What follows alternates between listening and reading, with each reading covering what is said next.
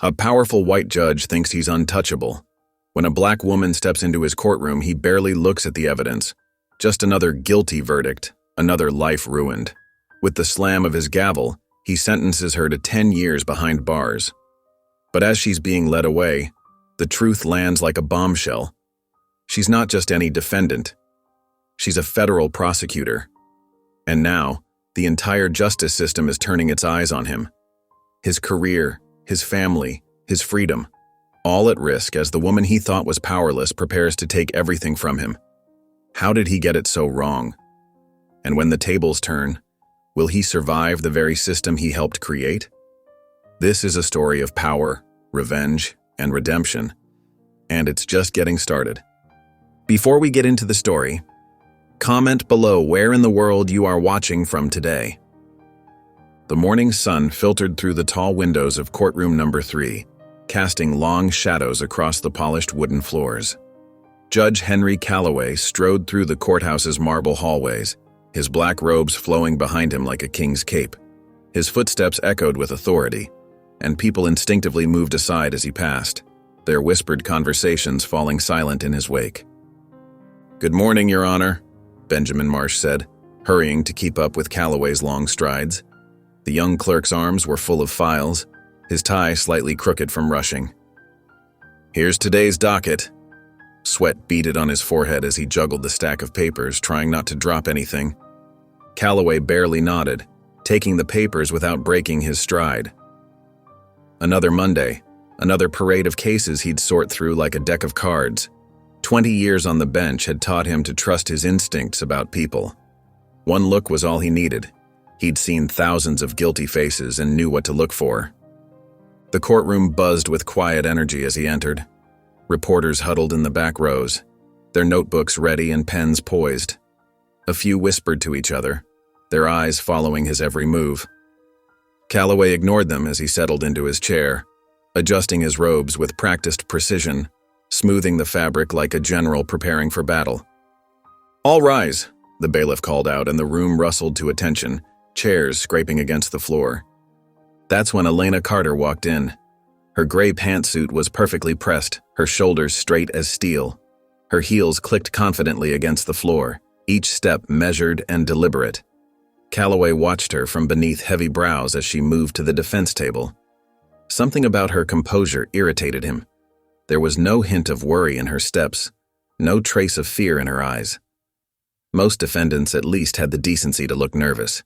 "The state versus Elena Carter," Donald Reese announced, standing at the prosecutor's table. His voice carried the eager edge of a hunter who smelled blood, his fingers drumming excitedly against his legal pad. "Your Honor, the defendant stands accused of embezzling $1.4 million from Matthews & Sons law firm." Reese laid out his case with theatrical flair, pointing dramatically at Elena. His voice rose and fell with practiced emotion as he spoke. "The evidence will show that Ms. Carter orchestrated an elaborate scheme, abusing her position of trust to steal from one of our state's most respected institutions." Richard Lawson rose slowly from the defense table, his weathered face grave. The overhead lights caught the silver in his hair as he straightened his reading glasses. "Your Honor, the defense will demonstrate that these transactions were fraudulent, yes, but orchestrated by others who saw an opportunity to frame my client."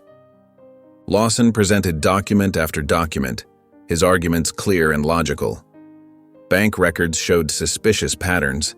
Email timestamps didn't match up. Security footage revealed gaps at crucial moments. His voice remained steady and professional, but there was an underlying urgency to his words. But Calloway had stopped listening halfway through. He'd seen Elena's type before, too polished, too confident. His gaze drifted to her dark skin, her carefully styled hair, the way she held herself like she belonged in his courtroom. In his 20 years on the bench, he'd learned to trust his gut about people like her, people who thought they could outsmart the system. "Objection, Your Honor," Reese called out frequently, jumping up like a jack-in-the-box, his face flushed with enthusiasm. "Sustained," Calloway responded each time, barely glancing at the evidence Lawson tried to present. He waved away the defense's arguments with practiced indifference. The morning wore on, sunlight crawling across the courtroom floor like a living thing. Benjamin Marsh scribbled notes frantically, his pen scratching against paper, occasionally pushing his wire-rimmed glasses back up his nose. The gallery filled and emptied as spectators came and went, but the reporters remained, their presence like a low hum in the background, hungry for every detail. Finally, it was time for the jury to deliberate. As they filed out, Calloway noticed Elena Carter watching them, her face still impossibly calm. She turned, and for a moment their eyes met. There was something in her gaze, not defiance exactly, but a steady certainty that made him shift in his seat. It was the look of someone who knew something he didn't. "Court is adjourned for lunch," he announced, bringing down his gavel with perhaps more force than necessary. The sharp crack echoed through the room like a gunshot. As people began to exit, Calloway remained seated, straightening papers that didn't need straightening. His fingers trembled slightly as he aligned the edges perfectly. He was Judge Henry Calloway. His word was law in this courtroom. Yet somehow, Elena Carter's unwavering composure had gotten under his skin, like a splinter he couldn't quite reach. For the first time in years, doubt crept into his mind like an unwelcome guest. The heavy wooden doors of courtroom number 3 opened as the jury filed back in, their faces somber and drawn after hours of deliberation. Judge Calloway straightened in his chair, smoothing his black robes with practiced authority, his expression stern yet satisfied. He'd known the verdict before they even left for deliberation. Cases like this always ended the same way. The forewoman, a middle-aged woman in a navy blazer with worry lines creasing her forehead, stood with a slip of paper clutched in her trembling hands. "Has the jury reached a verdict?" Calloway's voice boomed through the hushed courtroom, echoing off the wood-paneled walls. "We have, Your Honor." The forewoman's voice quavered slightly. Elena Carter sat perfectly still at the defense table, her shoulders squared, her gaze fixed straight ahead as if carved from marble. Her attorney, Richard Lawson, placed a supportive hand on her arm, his fingers tense with anticipation. "On the charge of embezzlement in the first degree, how do you find—" "We find the defendant—" The forewoman paused, her voice catching slightly, her hands shaking more visibly now. "Guilty." A collective gasp rippled through the gallery, followed by the rustle of movement as spectators shifted in their seats. Donald Reese's lips curled into a slight smile as he gathered his papers at the prosecution table, already mentally composing his victory speech for the press waiting outside. His tie, perfectly knotted, seemed to shine a little brighter. Judge Calloway nodded, unsurprised by the verdict he'd helped engineer. "The jury is thanked and dismissed." He turned his cold gaze toward Elena, satisfaction gleaming in his eyes. "Ms. Carter, please rise for sentencing."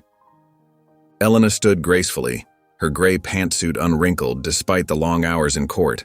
Her dark eyes met Calloway's, and for a moment, he felt an unexpected chill run down his spine, though he'd never admit it. "Before I pass sentence," Calloway began, his voice dripping with rehearsed righteousness, each word carefully chosen for maximum impact, "I want to address the gravity of your crimes. You held a position of trust, Ms. Carter, as a senior partner in one of our state's most prestigious firms. You were meant to be an example of integrity." He leaned forward, his fingers interlaced on the bench, his gold rings catching the fluorescent light. "Instead, you chose greed. You chose to betray not only your colleagues, but the very principles of law you swore to uphold. Your actions represent everything wrong with those who think they're above the system." The reporter's pens scratched frantically against notepads, hungry for every word. Cameras clicked softly from the back of the courtroom. Calloway continued, his voice rising with theatrical indignation. "This court cannot tolerate such a flagrant abuse of position and power. You show no remorse, no acknowledgement of your wrongdoing." For the first time since the trial began, Elena spoke. Her voice carried clearly through the courtroom, calm but firm, cutting through the tension like a blade. "This isn't justice. This is fear disguised as law." Murmurs erupted throughout the courtroom, growing louder with each passing second. A reporter's phone clattered to the floor, the sound sharp against the marble. Lawson tensed beside his client, his knuckles white on the edge of the table, while Reese's smug expression faltered slightly, uncertainty flickering across his face. "Order!" Calloway slammed his gavel down, his face flushing red with anger and something else, something that might have been fear. "One more word from you, Ms. Carter, and I'll hold you in contempt." But Elena's steady gaze never wavered, as if she could see right through his judicial robes to the man beneath. Something in those eyes made Calloway's hand tighten around his gavel. Not defiance exactly, but something deeper, more knowing, as if she held a truth he didn't want revealed. 10 years in federal prison, he pronounced, bringing the gavel down with extra force that echoed through the stunned courtroom. No possibility of parole. 2 court officers approached Elena, their badges glinting under the harsh lighting. As they prepared to escort her out, she turned slightly, catching Calloway's eye one final time. That look, unreadable yet penetrating, would later haunt his dreams, though he didn't know it yet. It would follow him home, lurk in his mirrors, and whisper to him in the dark hours of the night. The officers led her toward the doors, her footsteps steady and measured on the polished floor, head held high. The crowd in the gallery buzzed with whispered conversations, a growing tide of speculation. Reese was already heading for the press gathering outside, straightening his tie with practiced confidence, while Lawson began shoving papers into his briefcase, his movements sharp with frustration and barely contained anger. Just before Elena disappeared through the heavy wooden doors, she glanced back one last time at Judge Calloway. In that moment, despite his position elevated on the bench, despite his power to send her away for a decade, despite everything, he felt suddenly small beneath her gaze, as if she knew something he didn't, something that would eventually bring his carefully constructed world crashing down around him. Judge Henry Calloway sank into his leather chair, the familiar creak a comfort after the morning's proceedings. Sunlight filtered through the tall windows of his chambers, casting warm patterns across the polished oak desk. He reached for the crystal decanter, pouring 2 fingers of bourbon into a glass that had been a gift from the State Bar Association 20 years ago. "To justice," he muttered, taking a slow sip. The amber liquid burned pleasantly, warming his chest. The Carter case had been straightforward enough. Another criminal thinking they could outsmart the system. He'd seen hundreds like her over his decades on the bench. The door burst open, making him jump. Benjamin Marsh, usually the picture of composure, stumbled in. His tie was askew, and sweat beaded on his forehead. In his trembling hands, he clutched a manila folder. "Sir," Benjamin gasped, "you need to see this right now." Calloway frowned. "Benjamin, we've discussed knocking—" "Please, Your Honor." Benjamin's voice cracked as he tossed the folder onto the desk. Papers spilled out, official Department of Justice letterhead clearly visible. Something in his clerk's desperate tone made Calloway's hand freeze midway to his bourbon. He set the glass down and opened the folder with deliberate slowness. His eyes scanned the first page, then the second. The bourbon threatened to make a reappearance as his stomach lurched violently. Elena Carter, Special Prosecutor, Department of Justice Public Integrity Section. The words swam before his eyes. Undercover operation, judicial misconduct investigation, systemic bias analysis. "Oh God," he whispered. His hands began to shake so badly he had to set the papers down. "Oh God, no." Benjamin hovered nearby, wringing his hands. "Sir, what do we do?" Calloway lunged for his phone, knocking over the bourbon. The amber liquid spread across his desk, seeping into the damning papers, but he barely noticed. His fingers trembled as he punched in numbers. First his old friend at the state Supreme Court, then his golf buddy who worked for the governor. Straight to voicemail. Both of them. "They know," he muttered, dropping the phone. "They already know." The magnitude of what he'd done crashed over him. He'd just sentenced a federal prosecutor to prison, a prosecutor who had been investigating him. His arrogance, his assumptions, his biases, all of it documented and witnessed by a courtroom full of people, including reporters. "Benjamin," he croaked, "get me Senator Matthews on the phone, or Judge Reynolds, anyone." But Benjamin just stood there, pale and helpless. "Sir, I tried calling while I was coming up here. No one's answering. It's like they're all—" He trailed off, unable to finish the thought. Avoiding him, running for cover, abandoning ship. Calloway stared at the file on his desk, his hands trembling uncontrollably now. For 30 years, he'd ruled this courthouse like his personal kingdom. His word had been law, his judgments unquestioned. Now, in the space of a few minutes, that kingdom was crumbling around him. For the first time since taking the bench, Judge Henry Calloway felt utterly, completely powerless. Judge Henry Calloway sat in his leather chair, the familiar creak offering little comfort after the tumultuous morning. Sunlight streamed through the tall windows, casting warm patterns across the polished oak desk where he had once wielded such unyielding authority. Reaching for the crystal decanter, he poured 2 fingers of bourbon into a glass, a gift from the State Bar Association decades ago, a token of the respect he had once commanded. "To justice," he muttered bitterly, taking a slow, burning sip. The amber liquid warmed his chest, but failed to ease the turmoil within. The Carter case had been routine, just another criminal he had deemed unworthy of the system's mercy. How many like her had he sentenced over the years without a second thought? Suddenly, the door burst open, startling Calloway. Benjamin Marsh, his usually composed clerk, stumbled in, his tie askew and sweat beading on his forehead. In his trembling hands, he clutched a manila folder. "Sir," Benjamin gasped, "you need to see this. Right now." Calloway frowned. "Benjamin, we've discussed the importance of knocking—" "Please, Your Honor."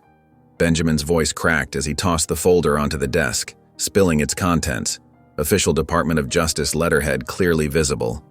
Something in his clerk's desperate tone made Calloway's hand freeze midway to his bourbon. He set the glass down and opened the folder with deliberate slowness, bracing himself for the worst.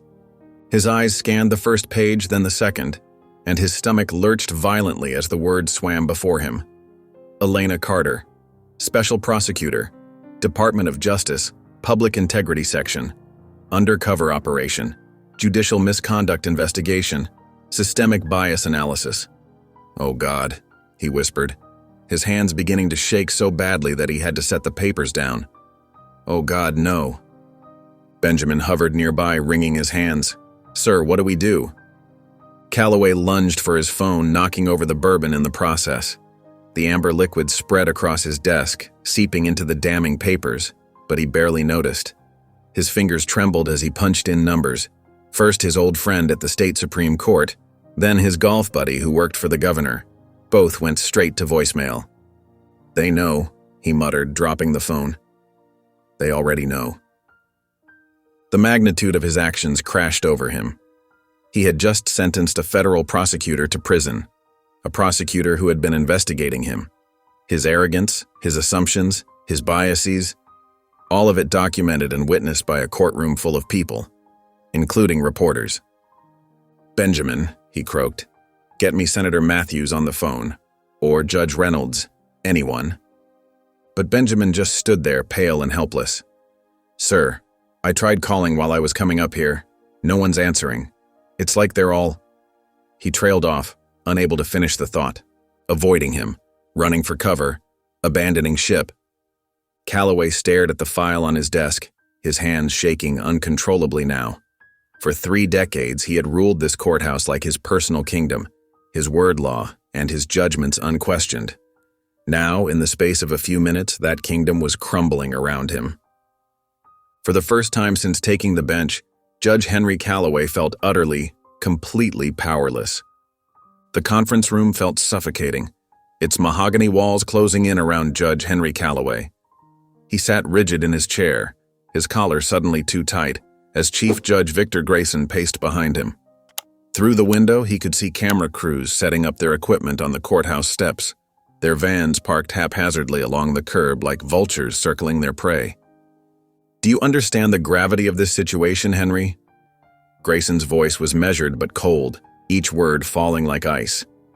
"Elena Carter is one of the DOJ's top prosecutors. She was conducting an authorized investigation into judicial misconduct. This isn't some minor oversight we can sweep under the rug." 2 Department of Justice representatives sat across the table, their expressions stern and unyielding.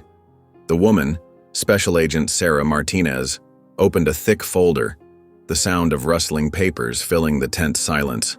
"Judge Calloway, your sentencing record shows a disturbing pattern of bias. Ms. Carter's case was meant to be a test, one you failed spectacularly. The numbers speak for themselves." Calloway's hands trembled slightly as he reached for his water glass, droplets spilling onto his crisp white cuff. "I made my decision based on the evidence presented." His voice cracked, betraying his uncertainty. "Evidence that was deliberately constructed," the male DOJ representative interrupted, his tone sharp enough to cut glass. "The entire case was fabricated to test your impartiality. The law firm, the transactions, all of it. And you didn't even question the inconsistencies in the prosecution's argument. A first-year law student would have spotted the holes." A knock at the door made everyone turn. Grayson's assistant stepped in, her face pale as fresh paper. "Sir, CNN is running the story. They have Elena Carter's full background. It's the lead story on every major network." Calloway felt the room spin, his vision blurring at the edges. His phone buzzed incessantly in his pocket. Calls from colleagues probably, or worse, reporters hungry for a quote. He thought about Elena being processed at the federal prison, imagined her fingerprints being taken, her dignified figure changing into an orange jumpsuit. The image made his stomach churn. All because he'd been too arrogant to see past his own prejudices, too certain of his own infallibility. "We need damage control," Grayson announced, rubbing his temples, his shoulders sagging under the weight of the scandal. "The integrity of this entire court is at stake. Decades of public trust hanging by a thread." "Damage control?" Martinez raised an eyebrow, her laugh bitter and short. "Judge Calloway sentenced a federal prosecutor to 10 years in prison without cause. This goes beyond damage control. This is a complete breakdown of judicial ethics." The male DOJ representative stood up, straightening his tie with deliberate precision. "We're launching a full investigation into every case you've presided over in the past 5 years, Judge Calloway. Every verdict, every sentence. No stone will be left unturned." Calloway felt the weight of 30 years on the bench crumbling around him like ancient ruins. Outside, he could hear the growing crowd of reporters, their voices carrying through the thick windows like an angry swarm. "I suggest you get yourself a good lawyer," Grayson said, no longer meeting Calloway's eyes, his former friend's distance cutting deeper than any rebuke. "The Judicial Council will be convening an emergency session tomorrow morning. Your future on the bench will be decided then." As Calloway stepped into the hallway, camera flashes erupted from both ends of the corridor like lightning in a storm. Reporters shouted questions, their voices overlapping in a cacophony of accusation. "Judge Calloway, did you knowingly sentence a federal prosecutor? Was this a pattern of discrimination in your courtroom? Are you planning to resign?" Security guards formed a barrier around him, their bodies creating a human shield, but they couldn't shield him from the truth that was now impossible to ignore. His name was now synonymous with judicial misconduct, a cautionary tale for future generations of judges. The very system he'd wielded so carelessly had turned against him, and Elena Carter's calm, knowing stare during sentencing now made perfect sense. She had known all along that justice would prevail, just not in the way he had imagined. His phone buzzed again. This time it was a text from his daughter that made his heart sink even further. "Dad, what have you done?" "It's all over the news. Mom's crying." The marble halls of justice, once his domain, now felt like a maze with no exit, each corner holding another reminder of his fall from grace. Every face that turned toward him held accusation. Every whisper carried judgment. He had become what he'd always claimed to fight against. A symbol of injustice, a cautionary tale of power corrupted by prejudice. The harsh fluorescent lights buzzed overhead as Elena Carter sat perfectly still on the cold metal bench. Her gray pantsuit, now wrinkled from the day's events, stood out among the orange jumpsuits surrounding her. The holding cell smelled of bleach and sweat, but Elena's expression remained neutral, her posture unwavering. She'd chosen this suit carefully that morning, not knowing it would become her first prison attire. Around her, other inmates shuffled restlessly, their whispers echoing off concrete walls. Some shot curious glances her way, others ignored her completely.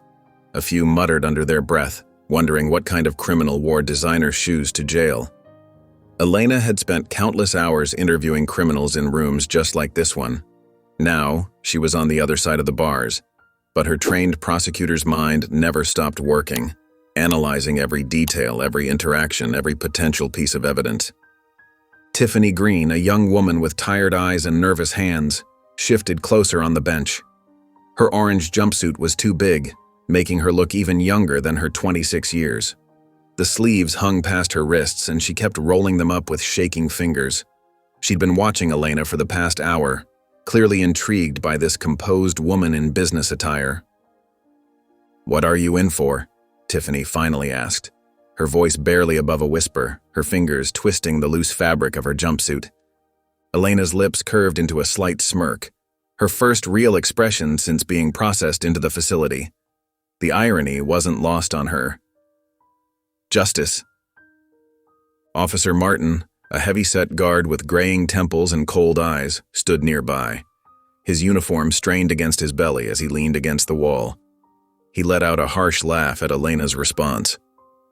"You'll find out soon enough, this ain't a courtroom." His nightstick tapped against the bars, a subtle threat in the rhythm, each click echoing in the confined space.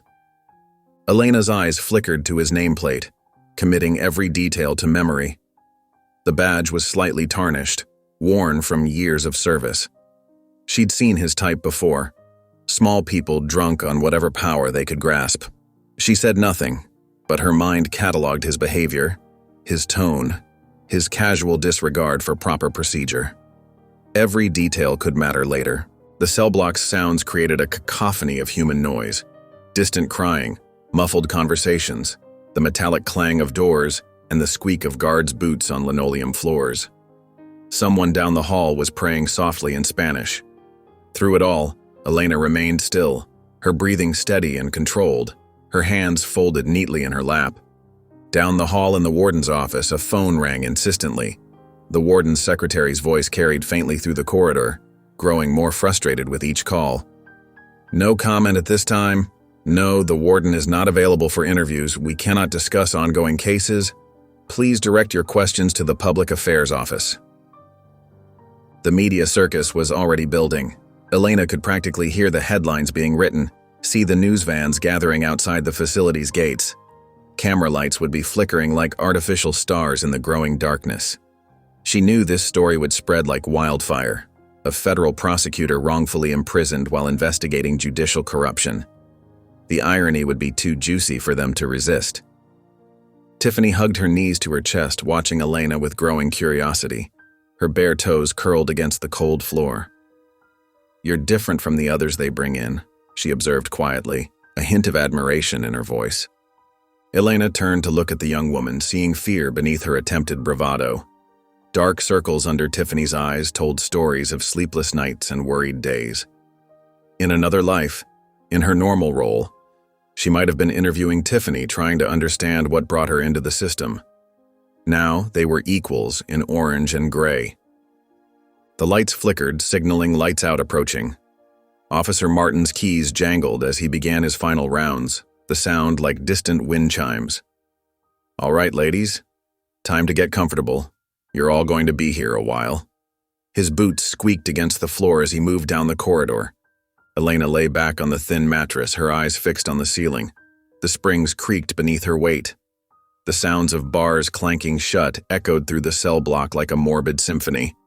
She didn't flinch at the final, heavy thud of the main door being secured for the night. She wasn't afraid. She was waiting. This was just the beginning. Judge Henry Calloway jolted awake to the incessant buzzing of his phone. The morning sun filtered through the expensive curtains of his bedroom, but there was nothing peaceful about this dawn.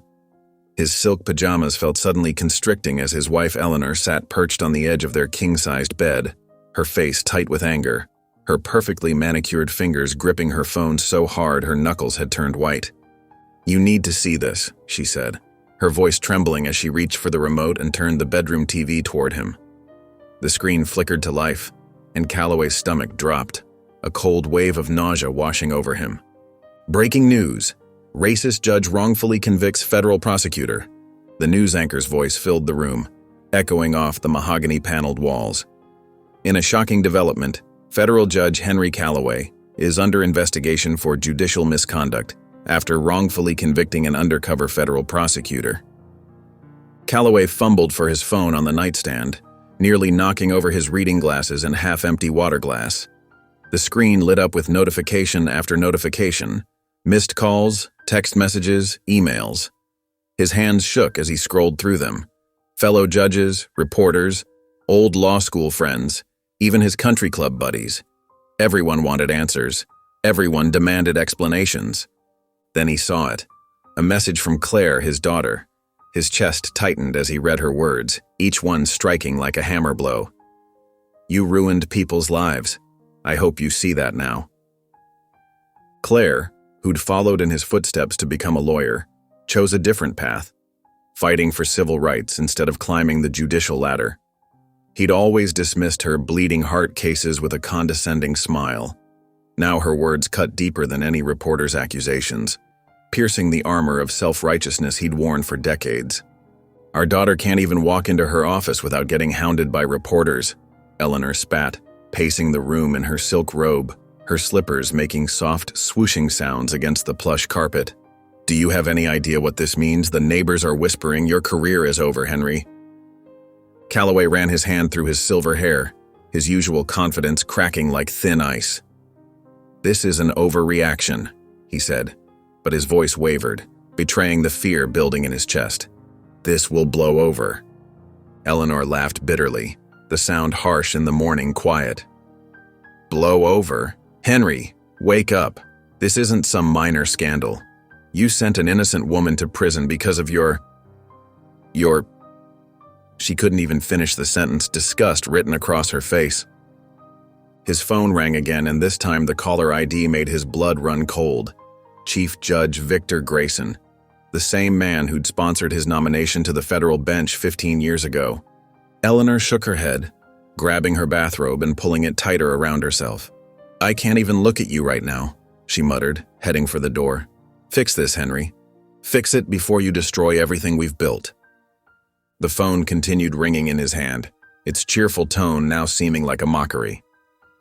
Callaway stared at it, remembering all the times he'd sat on his bench, looking down at defendants with that same sense of dread he now felt himself. The irony wasn't lost on him.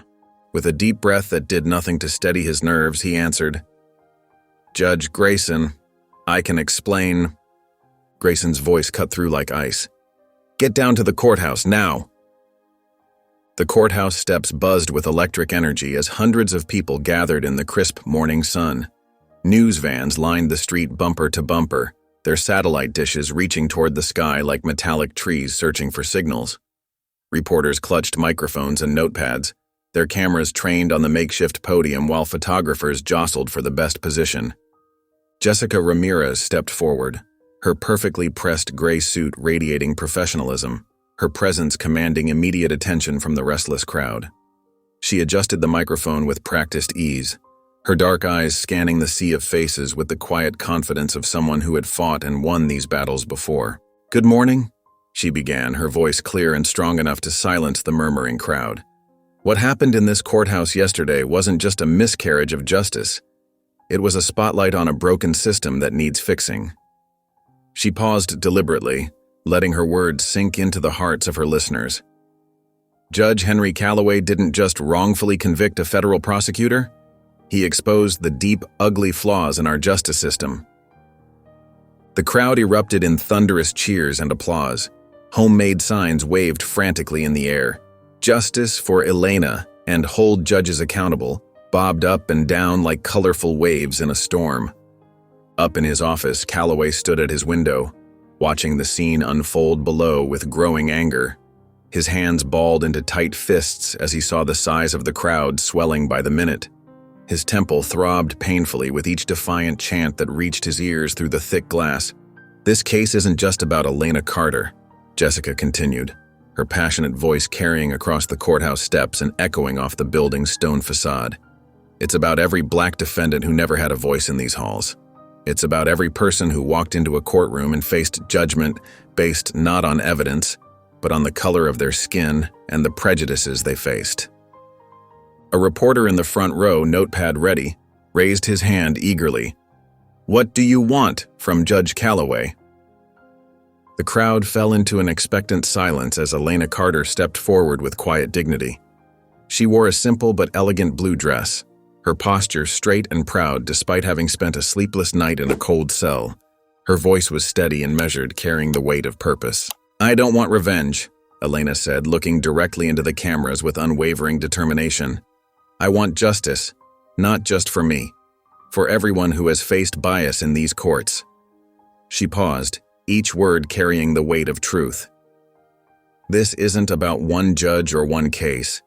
This is about making sure our justice system lives up to its name and treats everyone fairly." In his office, Calloway's face reddened to a dangerous shade of crimson. He grabbed his crystal water glass, squeezing it until his knuckles turned white with strain. Elena's powerful voice continued to ring out across the courthouse steps, echoing off the marble columns. "Judge Calloway, I challenge you to look inside your conscience. Do the right thing. Overturn your ruling." The crowd erupted again in passionate support, phones recording every moment, cameras flashing like lightning in a storm. Calloway's grip tightened on his glass until his hand shook. With a roar of uncontrolled fury, he hurled it across his expensive office. It shattered against the wall with a satisfying crash, water dripping down the costly wallpaper like silent tears of shame. The evening sun cast long shadows through Judge Calloway's office windows as he paced back and forth, his face red with anger. The mahogany walls that once felt like a fortress now seemed to close in around him, mocking the power he'd wielded for decades. Alan Whitmore, his newly hired PR specialist, sat calmly in a leather chair, watching his client unravel with the practiced patience of someone used to managing crisis situations. "The jury angle could work," Whitmore said, adjusting his wire-rimmed glasses, his manicured fingers steady despite the tension in the room. "We emphasize that you were simply following their verdict. It shifts the focus." Calloway stopped pacing and slammed his hand on the desk, making his collection of legal awards rattle. "I don't need to shift anything. I made a legal decision based on evidence." "Evidence that's now being questioned nationwide," Whitmore replied softly, maintaining his composure. "Sir, we need to get ahead of this story before it buries you completely." The phone rang, making Calloway jump. His secretary's voice crackled through the speaker, sounding apologetic. "Judge, Jessica Ramirez is on line 1. She's requesting a live debate on national television. She says it's time to set the record straight." Calloway laughed bitterly, running a hand through his thinning gray hair. "A debate? With that ambulance chaser? Tell her I don't answer to criminals or their defenders." Whitmore leaned forward, his expression serious, his polished demeanor cracking slightly. "Judge, that's exactly the kind of response that's killing us. Your colleagues are already distancing themselves. If you don't engage, it looks like guilt." Before Calloway could respond, his personal cell phone buzzed against the desk. A text from Chief Judge Grayson made his stomach drop. "Turn on CNN now." Whitmore grabbed the remote and flicked on the wall-mounted TV. Elena Carter sat poised and collected in CNN's studio, wearing a simple blue blouse that made her look both professional and approachable.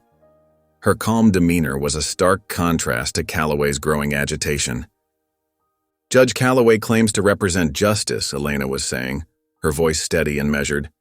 "But true justice isn't afraid of scrutiny. It doesn't hide behind closed doors or PR teams. I challenge him again. Face me in an open forum. Let's discuss what really happened in that courtroom." Calloway's hands trembled as he reached for his water glass, nearly knocking it over.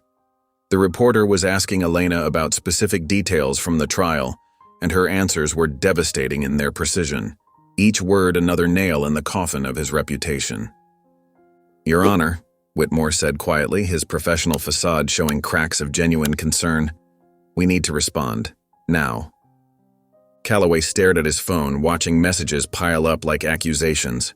Reporters, colleagues, his own daughter sending another disappointed text that made his heart ache. Elena Carter had backed him into a corner with surgical precision, and now the whole world was waiting to see what he would do.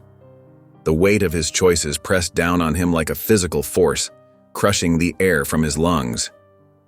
For the first time in his 30-year career, Judge Henry Calloway felt truly powerless, and he didn't know how to handle it. The setting sun painted his office in deep crimson, a fitting backdrop to what felt like the twilight of his career. The morning light crept through the bedroom windows, casting a harsh glare on Judge Henry Calloway's face. He reached across the bed, finding only cold sheets where Eleanor should have been.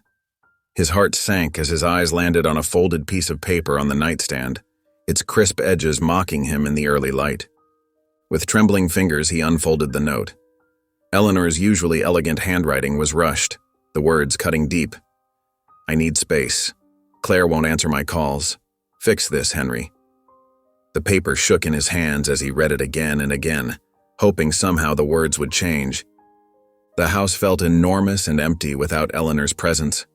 Her perfume still lingered in their closet, but half the hangers hung bare, swaying slightly in the air from the ceiling fan. Her suitcase was gone, along with her essential belongings. The bathroom counter, usually cluttered with her makeup and creams, was cleared except for his own items, the empty spaces like missing teeth in a familiar smile. Calloway's feet dragged as he made his way downstairs, each step echoing in the hollow silence. The kitchen, normally filled with the aroma of coffee and Eleanor's morning routine, her humming, the rustle of newspaper pages, the clink of her favorite mug, was silent and cold. He stared at the coffee maker, remembering how she'd always have a fresh pot waiting for him, often with a sticky note carrying a simple "Good morning" or "Have a great day." His phone vibrated against the granite countertop, Chief Judge Victor Grayson's name flashing on the screen. Calloway's stomach tightened as he answered, his mouth suddenly dry as sandpaper. "Henry." Grayson's voice was ice-cold professional, devoid of their usual friendly banter. "I've just been informed you've been temporarily suspended from the bench. The Ethics Committee is reviewing your cases." Calloway gripped the phone harder, his knuckles turning white, the plastic case creaking under the pressure. "This is absurd," he spat out, anger rising in his chest like a tide. "You're throwing me under the bus." "You did this to yourself," Grayson replied flatly. The line went dead before Calloway could respond, leaving him with nothing but the hollow buzz of the dial tone. He stood frozen in the kitchen, the phone still pressed to his ear. The silence pressed in around him, broken only by the steady tick of the wall clock, the one Eleanor had picked out years ago at that little antique shop in Vermont. Everything in this house reminded him of what he was losing, each memory now tainted with the bitter taste of regret. Calloway pulled out a kitchen chair and sank into it, the wooden legs scraping against the tile floor. His robe felt too heavy, the morning too bright, the silence too loud. The weight of reality crashed down on him. His career was in shambles, his marriage hanging by a thread, and his reputation, built over decades of carefully calculated decisions, was crumbling before his eyes. For the first time since this nightmare began, real fear crept into his chest. Not just anger or indignation, but genuine fear that chilled him to the bone.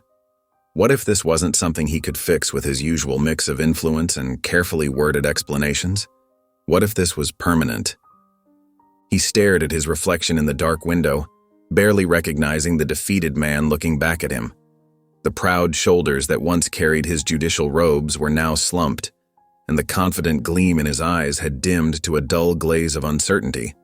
The fluorescent lights buzzed overhead in the federal detention facility's visitation room as Elena Carter sat perfectly straight in her orange jumpsuit, her expression unwavering despite the cold, uncomfortable metal chair beneath her. Her sharp, focused eyes remained fixed on Jessica Ramirez, her defense attorney, as the woman slid a thick manila folder across the steel table. "Every single case Henry Calloway has ruled on in the last 10 years, Jessica said, her voice low but intense. "We're going to find patterns of bias, and we're going to bury him." Elena opened the folder carefully, her fingers moving methodically through the pages. Each document told a story, not just of individual cases, but of a system that had failed countless people. Names, Dates and sentences jumped out at her, and the pattern of disparities based on race became increasingly clear. "Look at this one," Elena said, pointing to a particular file. "A first-time offender, caught with a small amount of drugs. 10-year sentence." She flipped to another page. "And here, almost identical circumstances, different defendant, different race, 18 months. Jessica nodded grimly. "Keep going, it gets worse." As Elena continued through the stack, her expression hardened with each page turn. Cases involving similar crimes showed wildly different outcomes based on the defendant's race, with longer sentences, higher bails, and fewer appeals granted for people of color. "He's been doing this for decades," Elena said, a small smirk playing at the corners of her mouth. Not a smile of joy, but of grim satisfaction at finally uncovering the truth. Jessica leaned forward, her elbows on the table, voice barely above a whisper. "If we can prove systemic discrimination, we can get not just your conviction overturned, but possibly trigger a national investigation into the judiciary." Elena's eyes scanned another page, taking in more details of young black men sentenced to maximum terms for minor offenses and women of color denied reasonable bail. Pattern after pattern emerged from the paperwork, painting a damning picture of Calloway's prejudiced rulings. "The media attention on your case gives us leverage," Jessica continued. "But these files? They give us ammunition, real concrete evidence of judicial misconduct spanning years."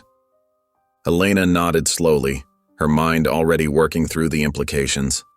This wasn't just about clearing her name anymore. This was about justice for hundreds, maybe thousands of people whose lives had been affected by Calloway's biased decisions. She paused at another file, tapping it with her finger. "Here's another one. Armed robbery case. 2 defendants, nearly identical circumstances. The white defendant got 5 years. The black defendant, 25 years. "Exactly," Jessica said, pulling out a notepad. "We're building a statistical analysis. The numbers don't lie, Elena, and numbers like these will be impossible for the Judicial Review Board to ignore." Elena leaned back in her chair, tapping the folder thoughtfully. Time to dismantle a corrupt system. The fluorescent light continued its steady buzz above them as they bent over the files, piecing together years of systematic injustice, one case at a time, determined to expose the truth and bring about the long-overdue change. The Department of Justice's Federal Inquiry Room felt smaller than any courtroom Judge Henry Calloway had ever presided over. The walls were a stark white, decorated only with the DOJ seal and a few generic paintings that seemed to mock the gravity of the situation.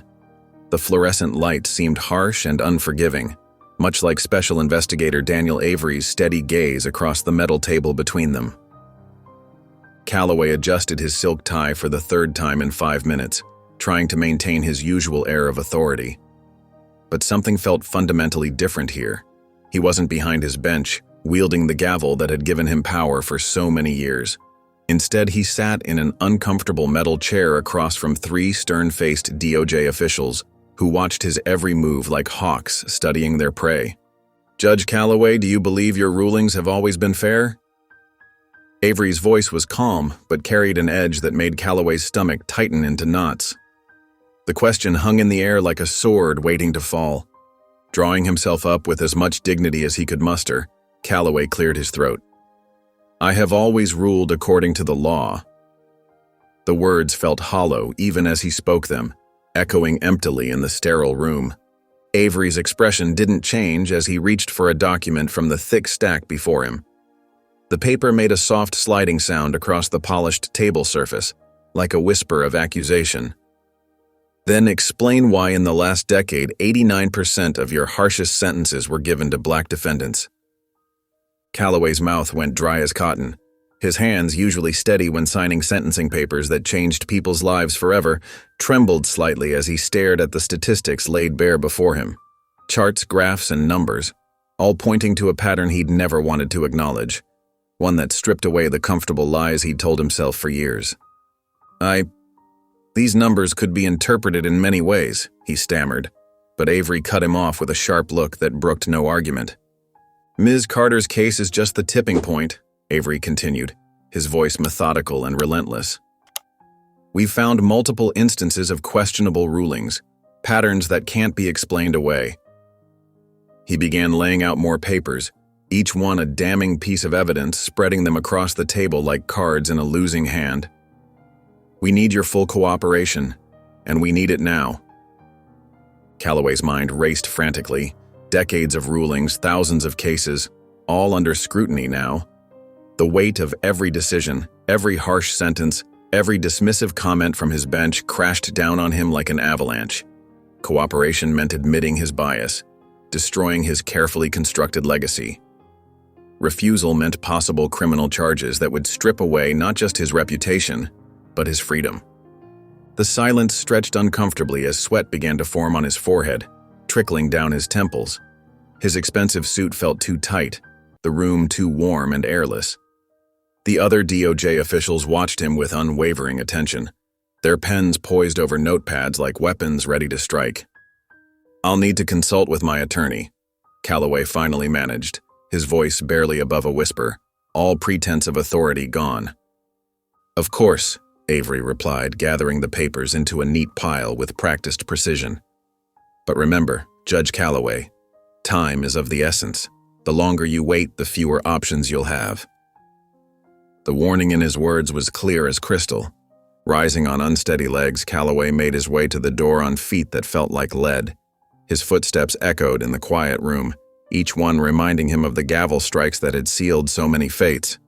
As he reached for the door handle, sweat beaded on his brow and rolled down his face. The realization hit him like a physical blow. His carefully constructed reputation, built over decades of power and privilege, was about to crumble into dust. The mahogany-paneled office of Alan Whitmore felt like a war room. Maps of media coverage hung on one wall, while clippings from newspapers covered another, creating a dizzying collage of headlines and accusations. Calloway sat in a plush leather chair, his shoulders heavy with the weight of his crumbling world, the leather creaking beneath him with every anxious shift. "The public loves a good conspiracy theory," Whitmore said, pacing the room in his perfectly tailored suit, each step precise and measured on the thick carpet. His silver hair caught the afternoon light streaming through the floor-to-ceiling windows, giving him an almost ethereal glow. "We'll say this was orchestrated from the start, a calculated attack on the judiciary, the liberal media's attempt to undermine our justice system." Calloway rubbed his temples, feeling the beginnings of another stress headache. "But the evidence?" "Evidence can be spun," Whitmore cut in, his voice sharp as a prosecutor's blade. "Look, you're a respected judge with 30 years on the bench, 3 decades of service to this community. She's an unknown prosecutor who went undercover, a nobody with an agenda. We can work with that." The words felt bitter in Calloway's mouth, like medicine he couldn't quite swallow. "You want me to destroy her reputation? I want to save yours." Whitmore stopped pacing and leaned forward on his desk, his manicured hands splayed across the polished surface. "Right now, you're hemorrhaging support. Your wife left. Your daughter won't speak to you. The ethics committee is breathing down your neck. We need to change the narrative, and we need to do it now." Calloway watched as Whitmore picked up his phone, his fingers flying over the keypad with practiced efficiency. "I know people at Fox News Newsmax. We'll start there. Plant the seeds of doubt. Suggest this was a politically motivated sting operation. Maybe even hint at outside funding from special interest groups." The strategy made Calloway's stomach turn, acid rising in his throat. He'd always seen himself as above such tactics, priding himself on his integrity from the bench. But now, backed into a corner like a wounded animal, his principles seemed like luxuries he could no longer afford. "Do it," he said quietly, the words nearly choking him. Whitmore nodded and began making calls, settling into his element. His voice took on a conspiratorial tone as he spoke to reporters, smooth as honey. "Have you considered there might be more to this story? A respected judge targeted by activists? Yes, I can get you an exclusive. We're talking about decades of service being destroyed by unsubstantiated allegations." As Whitmore worked his dark magic, Calloway's phone buzzed in his pocket like an angry hornet. His heart sank as he read the news alert. Elena Carter to hold press conference. New evidence to be revealed. The words seemed to pulse on the screen, each letter a fresh accusation. "This isn't good," he muttered, showing Whitmore the alert. his hand trembling slightly. Whitmore barely glanced at it, dismissing the threat with a wave. Doesn't matter. We're already ahead of it. By the time she speaks, we'll have planted enough doubt to muddy the waters. The public won't know what to believe. But Calloway wasn't so sure. He'd seen Elena's eyes in that courtroom. Steady, determined, unafraid. The eyes of someone who held truth like a weapon. She wasn't someone who made empty threats or played games with justice. "Maybe we should wait," he started, uncertainty creeping into his voice. "There is no waiting," Whitmore snapped, turning on him with fierce intensity. "This is war, Judge, and in war, you strike first and strike hard. You of all people should understand that." Calloway nodded weakly, watching as Whitmore continued his calls, spinning their web of deception one conversation at a time. Outside the office windows, Atlanta's skyline stretched toward a clouding sky, the buildings standing like silent witnesses to his fall from grace. He'd spent his career in this city, building his reputation brick by brick, case by case. Now it was all crumbling, and he was about to fight dirty to save what he could, becoming everything he'd once despised. His phone buzzed again, another news alert about Elena's upcoming statement. His hands trembled more noticeably now as he slipped the phone back into his pocket, trying to ignore the cold sweat breaking out on his forehead. The federal appeals court buzzed with tension as Elena Carter walked in, her head held high. Her gray suit was crisp, her stride purposeful, each step echoing with quiet determination. The packed gallery fell silent, watching her every move. Reporters' pens hovered over notepads, ready to capture every detail, while photographers discreetly adjusted their cameras. Jessica Ramirez stood tall beside Elena, her red blazer a bold statement against the courtroom's muted tones. She arranged her papers with practiced precision, occasionally glancing at Calloway across the room. He sat like a statue, his face a mask of forced calm, though his fingers drummed an irregular rhythm on the table before him. Judge Linda Sutherland swept into the courtroom, her silver hair pulled back severely, her black robes flowing with authority. "All rise," the bailiff called. The rustle of movement filled the air as everyone stood, chairs scraping against the floor. "Be seated," Sutherland said, her voice clear and firm, cutting through the tension. "We're here today to review the appeal of Elena Carter versus the state. Ms. Ramirez, you may begin." Jessica stepped forward, her heels clicking against the polished floor, each step deliberate and confident. "Your Honor, what happened to Elena Carter wasn't just a mistake. It was the latest incident in a pattern of judicial misconduct spanning over a decade." "Objection!" Whitmore jumped up, his face reddening, sweat beginning to bead on his forehead. "Counsel is making unfounded accusations against a respected judge." "Overruled," Sutherland said sharply, her gaze stern. "Continue, Ms. Ramirez." Jessica nodded, pulling out a thick folder, its edges worn from countless hours of preparation. "The evidence before you shows that Judge Henry Calloway has consistently shown bias in his sentencing. When we examined his rulings over the past 10 years, a disturbing pattern emerged." Whitmore stood again, his chair squeaking against the floor. "Your Honor, this is becoming a character assassination." "Sit down, Mr. Whitmore," Sutherland warned, her patience visibly wearing thin. "One more outburst and you'll be held in contempt." Jessica walked closer to the bench, holding up a graph, its colored lines stark against the white paper. "The statistics don't lie, Your Honor.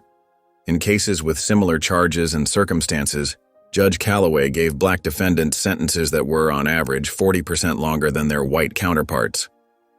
The courtroom erupted in whispers, a wave of murmurs rippling through the gallery. Elena remained still, watching Calloway from the corner of her eye. His composed facade cracked slightly, a twitch of his jaw, a tightening of his fists, the pulse in his neck visibly quickening. "Furthermore," Jessica continued, her voice rising above the murmurs, steady and unwavering, "we have documented proof that Judge Calloway has a documented history of favoring white defendants over black ones, with statistical evidence over 10 years. Gasps filled the room, echoing off the high ceiling. A reporter in the front row dropped his pen, scrambling to retrieve it from the floor.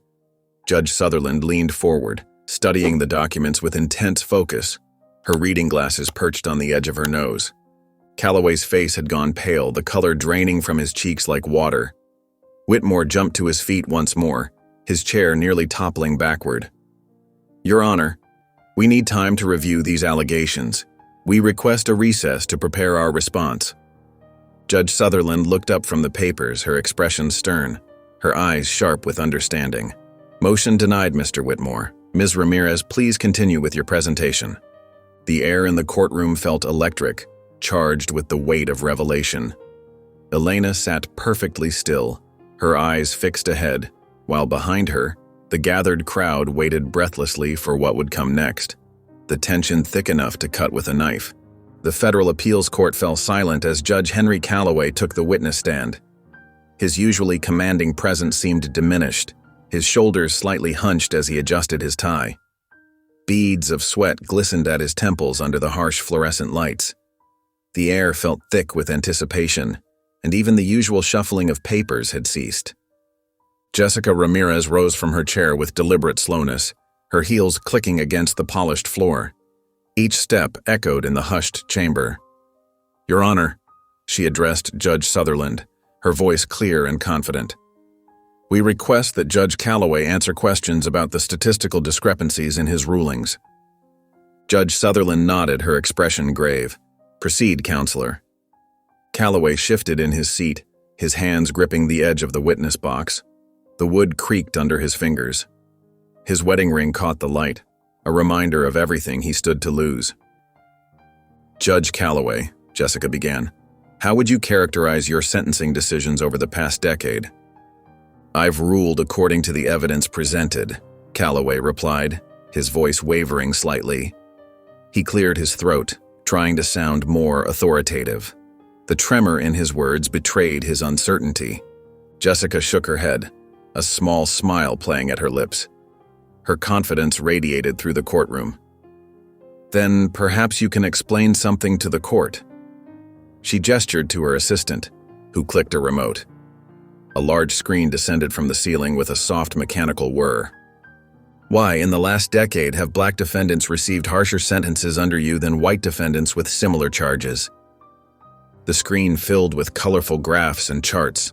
Red bars towered over blue ones, showing the stark contrast in sentencing patterns. Numbers scrolled across the bottom, each one damning in its clarity. The visual evidence seemed to drain what little color remained in Calloway's face.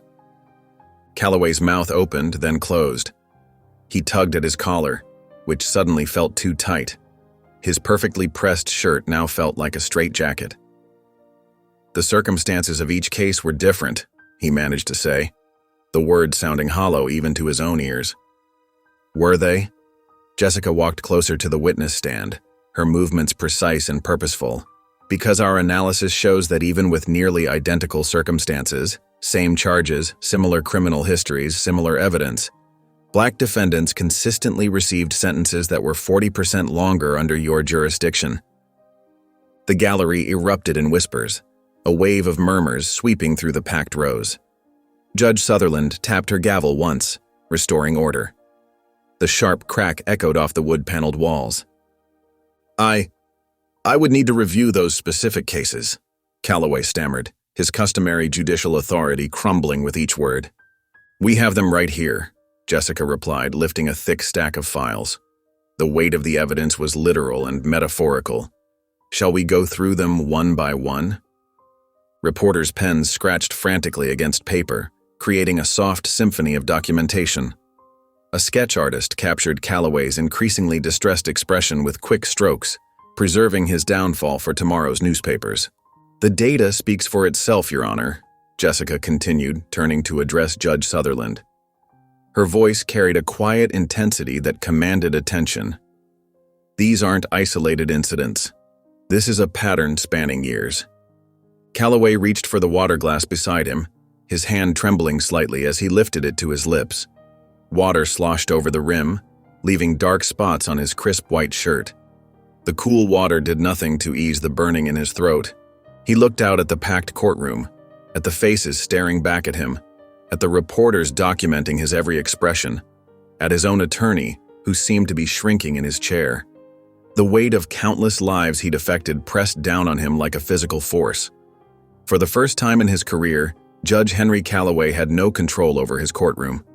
He wiped his forehead with a handkerchief, the reality of his situation finally sinking in. He might actually lose everything.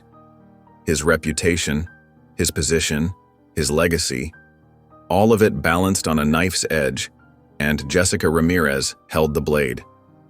The federal appeals court buzzed with tension as former Judge Martin Reynolds took the witness stand. His weathered face showed the weight of his years on the bench, and his hands trembled slightly as he was sworn in. Beads of sweat dotted his forehead under the harsh fluorescent lights. Judge Sutherland's courtroom fell silent, waiting.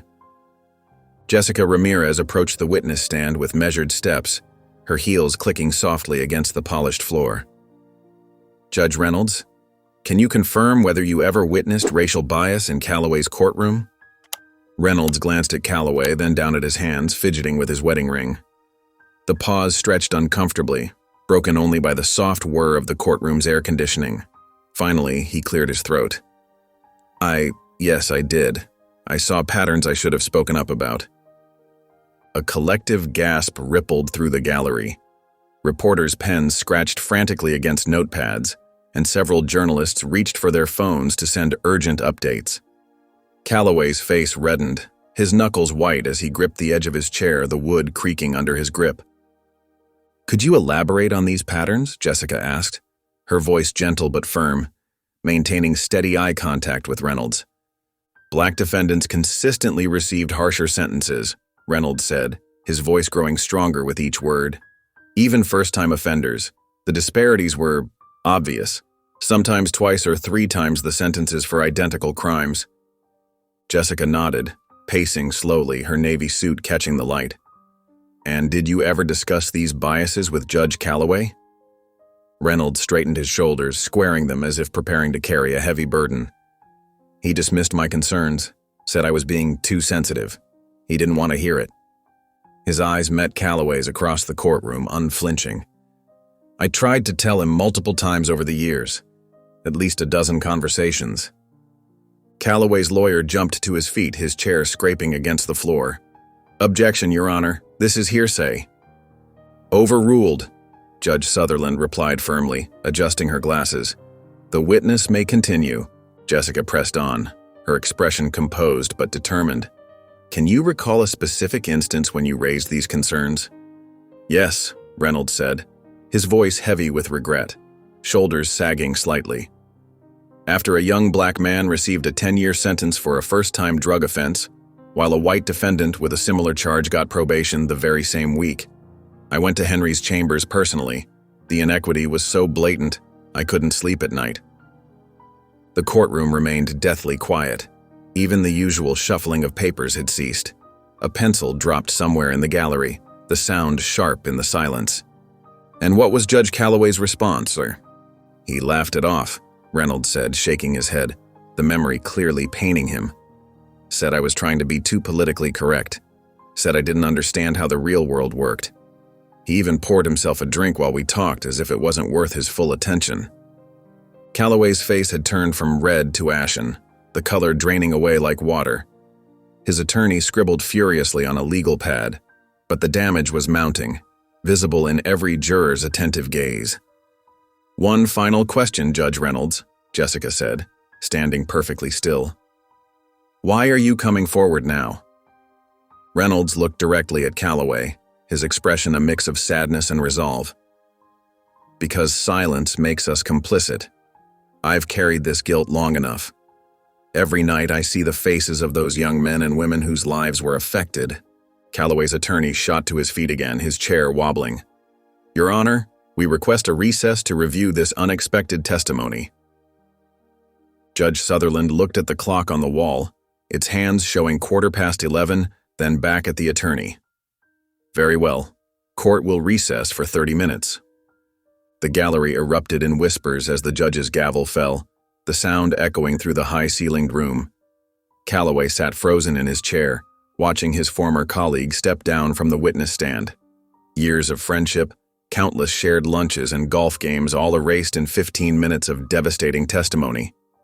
The betrayal burned in his chest, but deeper down, a small voice whispered that Reynolds had only spoken the truth, a truth he'd been running from for far too long. The city lights twinkled through the floor-to-ceiling windows of Calloway's corner office, casting long shadows across the expensive furniture. His leather chair creaked as he leaned back, the untouched glass of whiskey catching the dim light from his desk lamp. The silence felt heavy, broken only by the gentle hum of the building's air conditioning and the distant wail of a police siren somewhere in the streets below. Calloway's phone felt heavy in his hand as he scrolled through his contacts. Each name represented someone who had already turned their back on him: colleagues, friends, even family. His thumb hesitated over Elena Carter's number, which his secretary had obtained earlier that day, her hands shaking as she'd handed him the slip of paper. "This is insane," he muttered to himself, running a hand through his graying hair. The strands felt brittle between his fingers, like everything else in his life lately. But what choice did he have? Reynolds' testimony had been devastating. The evidence was mounting, his career, his reputation. Everything he'd built over decades was crumbling like a sandcastle in high tide. With trembling fingers, he pressed the call button. Each ring seemed to last an eternity, echoing in his ears like a judge's gavel. Just as he was about to hang up, her voice came through, clear and composed. "Judge Calloway, this is unexpected." He exhaled slowly, trying to steady his voice. The familiar taste of defeat was bitter in his mouth. "I need to talk to you." The silence on the other end stretched uncomfortably before Elena spoke again. "Why should I listen?" Calloway pinched the bridge of his nose, feeling the weight of his actions pressing down on him. The arrogance that had carried him through decades on the bench felt hollow now, like a costume he'd worn for too long. "Because I think I finally understand, and I don't want to go down like this." More silence. He could almost picture her weighing his words, analyzing them the way she must have analyzed countless witnesses during her career as a prosecutor. The ticking of his antique wall clock seemed to grow louder with each passing second. Finally, her voice returned. "Meet me tomorrow, noon, my attorney's office." The line went dead before he could respond. Calloway set the phone down on his desk, its screen glowing briefly before fading to black. He turned toward the window, catching his reflection in the glass.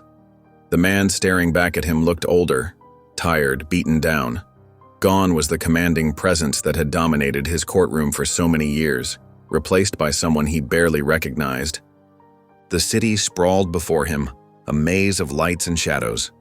Somewhere out there, Elena Carter was probably already planning their meeting, perhaps already several steps ahead of him. The thought would have infuriated him just days ago, made him slam his fist on his mahogany desk in rage. Now, it just made him feel weary. His eyes drifted to the shelf behind his desk, where photos of his legal career sat gathering dust. Images of award ceremonies, handshakes with politicians, proud moments that now seemed tainted by the truth he'd tried so hard to ignore. He hadn't just failed himself. He'd failed the very principles of justice he'd sworn to uphold, principles that now mocked him from their golden frames. The whiskey remained untouched as Calloway sat in the darkness, contemplating how his certainties had become questions and how his power had turned to weakness. A cleaning cart rattled past his office door, but he barely noticed it. For the first time in his career, he wondered if he'd been on the wrong side all along, and if redemption was even possible for someone like him. The federal appeals court buzzed with nervous energy as spectators filled every available seat.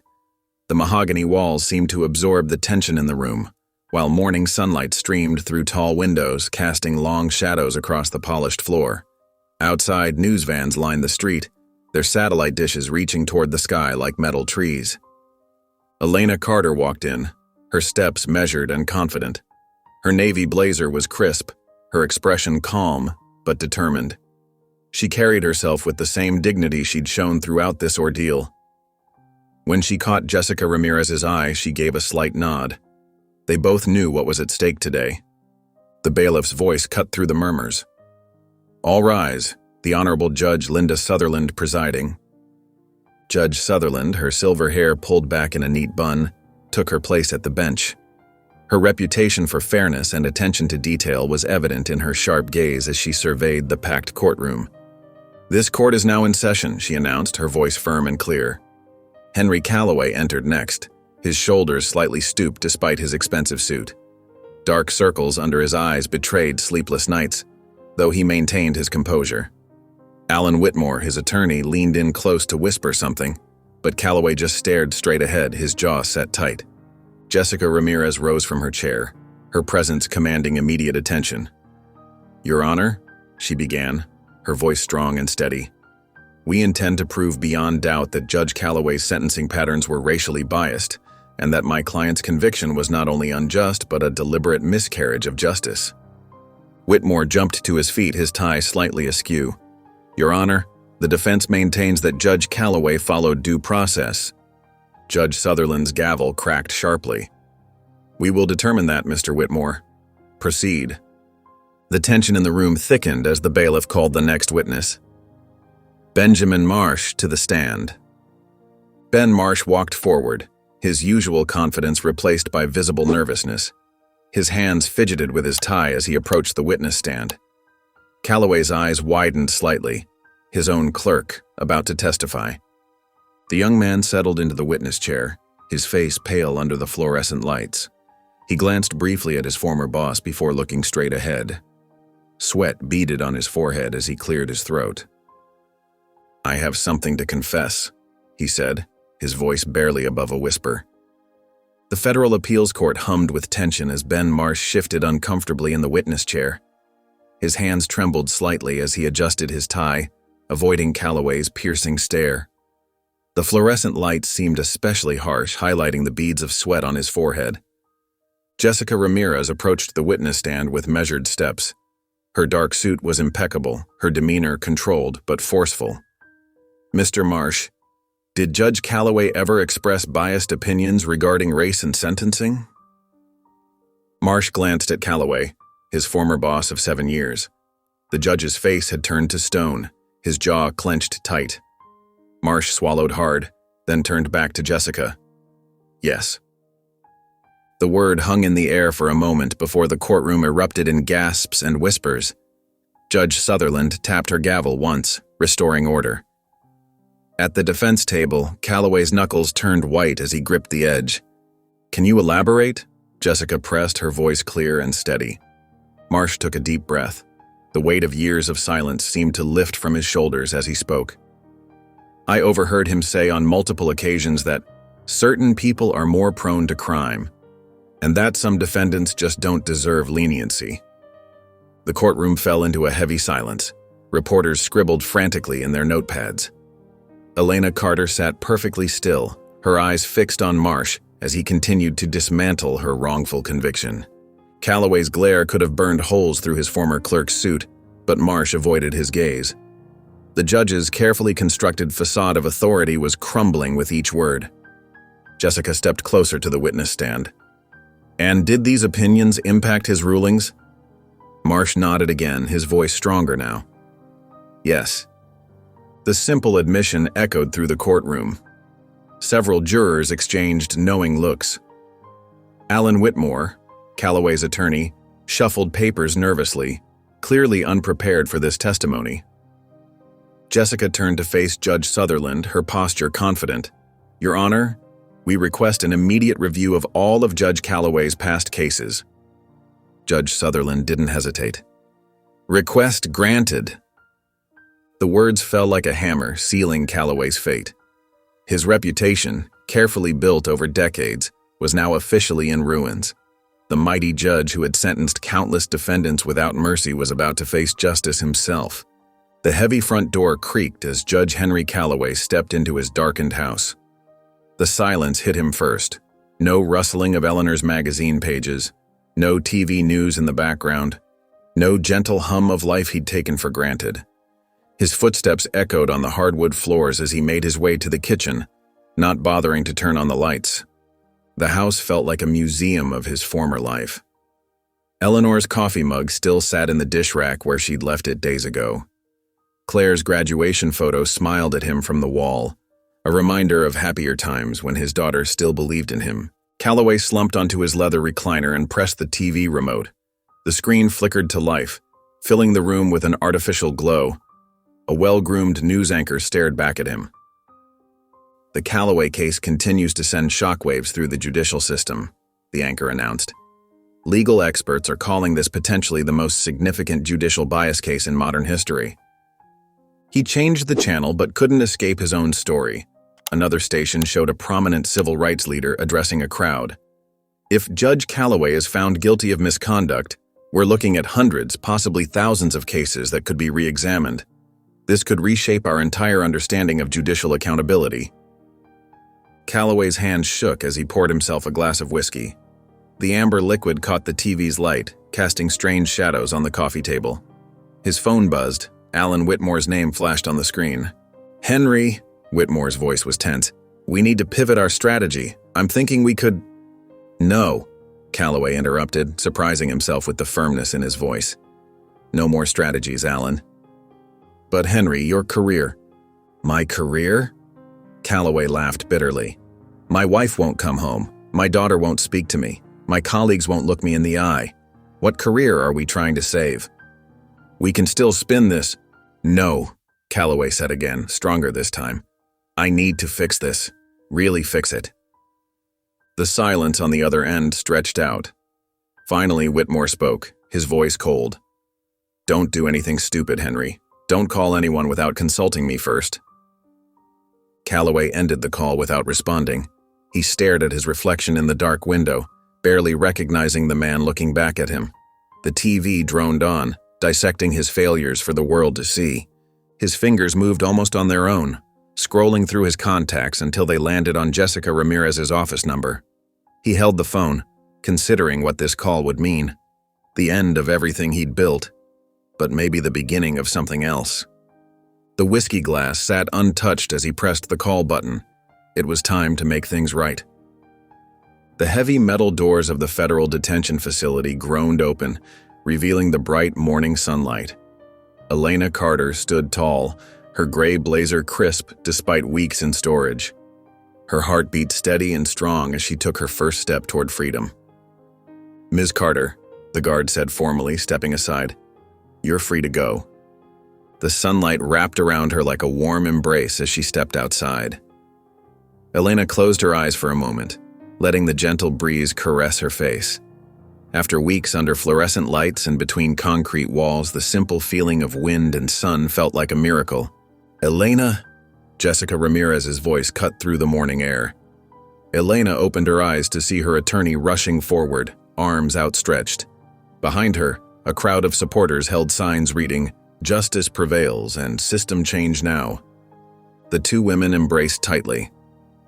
"We did it," Jessica whispered, her voice thick with emotion.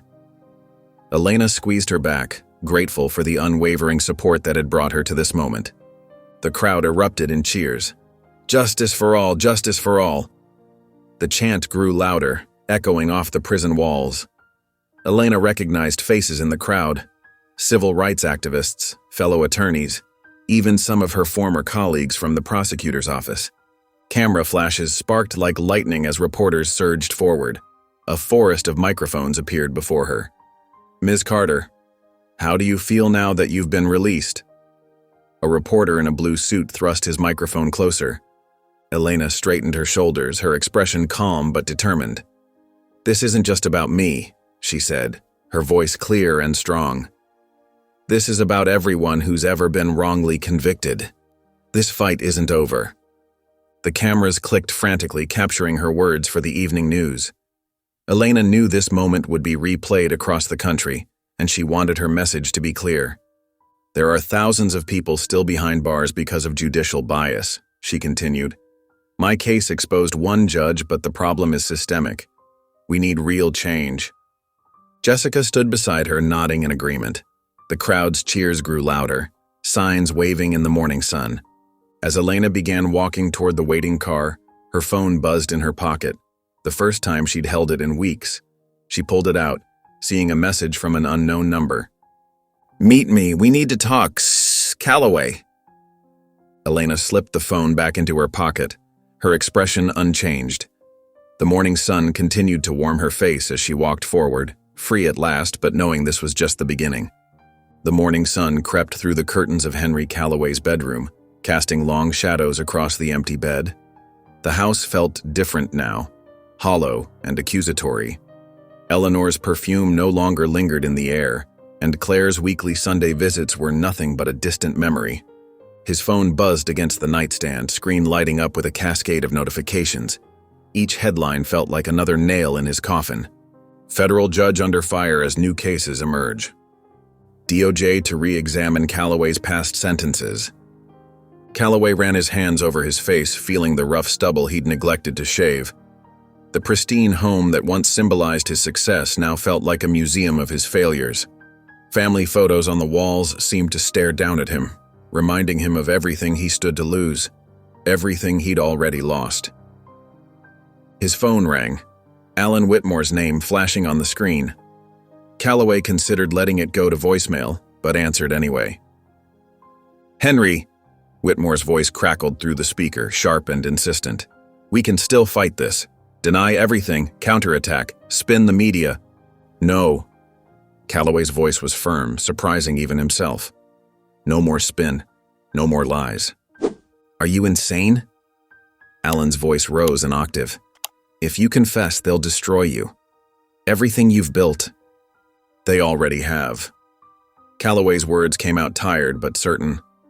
The silence that followed felt heavy with the weight of resignation. A knock at the door cut through the quiet. Through the frosted glass, Calloway could make out the outline of a figure in a suit.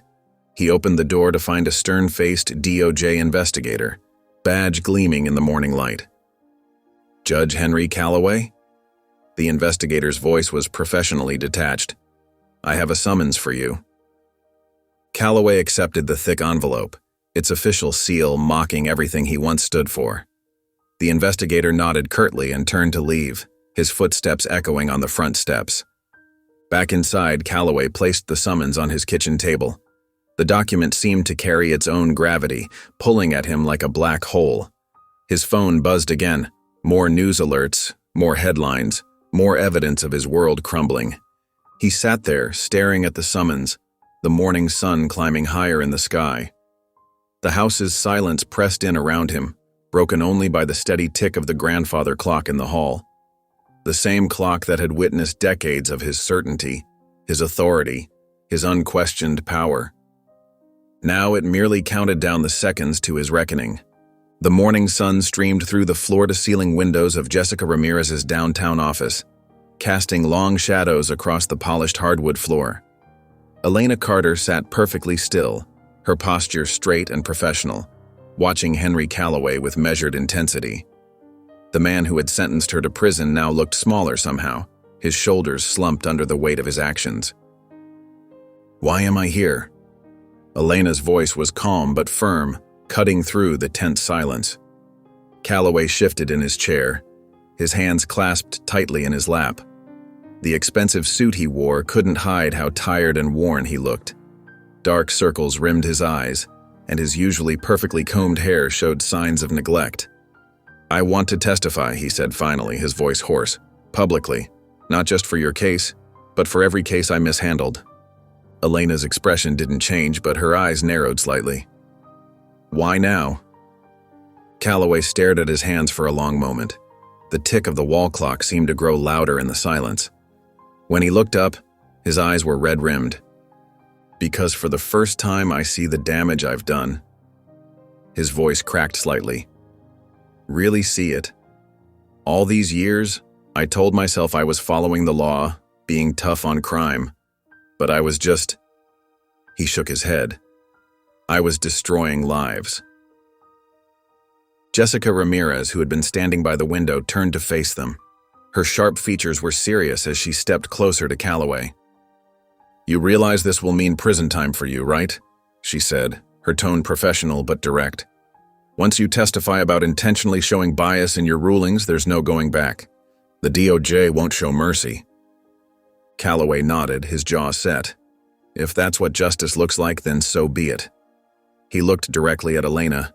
"I've spent decades putting people behind bars without a second thought. Maybe it's time I understood what that really means." Elena uncrossed her arms, studying him carefully. The room fell silent again as she considered his words. The city traffic hummed faintly below, and a coffee cup cooled untouched on Jessica's desk. Finally, Elena nodded. Then let's get to work. Jessica moved to her desk, pulling out a legal pad. We'll need to document everything. Every case where you showed bias. Every decision you made based on race rather than evidence. I understand, Calloway said quietly. Elena stood up, smoothing her blazer. She looked down at Calloway, her expression unreadable. If you're serious, I'll see you in court on Monday. The federal appeals court buzzed with anticipation, every seat filled and people standing against the walls. Reporters clutched their notepads, their pens hovering expectantly. Civil rights activists sat shoulder to shoulder with legal scholars, all eyes fixed on the proceedings about to unfold. Elena Carter walked in, her navy blazer crisp and professional. Her face showed no hint of the week she'd spent behind bars. Instead, she carried herself with the same quiet dignity that had unsettled Calloway during her trial. She took her seat beside Jessica Ramirez, who gave her a reassuring nod. Moments later, Henry Calloway entered. His usual commanding presence was gone, replaced by something harder to read. His expensive suit hung a bit looser on his frame, and dark circles rimmed his eyes. He avoided looking at the gallery as he made his way to his seat. Judge Linda Sutherland's gavel cracked through the murmurs. Court is now in session.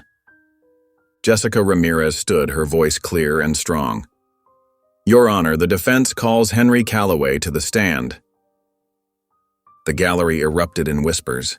Even Judge Sutherland's eyebrows lifted slightly as she watched Calloway rise and make his way to the witness stand.